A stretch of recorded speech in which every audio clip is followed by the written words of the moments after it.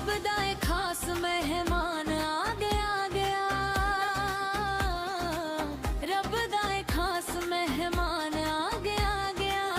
जिंदगी च साडी रमजान आ गया जिंदगी च साडी रमजान आ गया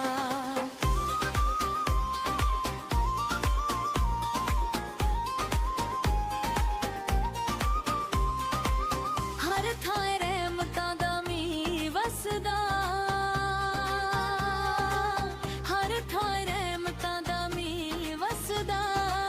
सानू ए दादतां दी जाच दसदा